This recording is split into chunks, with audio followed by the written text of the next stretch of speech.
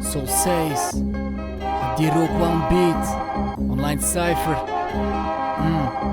november 2016.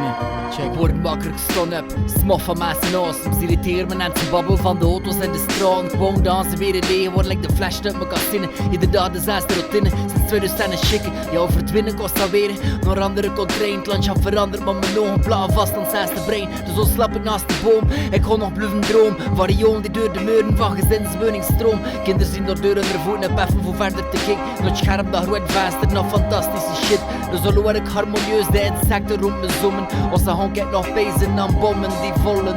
Levens die letterlijk uit elkaar rukken. Voor geld, geweld is het middel voor de macht. De bewaarde drift kalmeren is door het brein hoe te spoon. Emoties onder druk, zodat nog weinig voelen. Van al dat drukken op die knop, word je fucked up in je kop. Ik wil niet preken, maar je verbindt je beter via scheet naar jelle zot. Internetpagina's te vernieuwen, zo bij die zakt in de roses. Ik zit tegen mijn eigen bezem, ook gewoon dat ik voel dat gesproken. Zo voelen me niet zo alleen, zo voelen me niet zo alleen.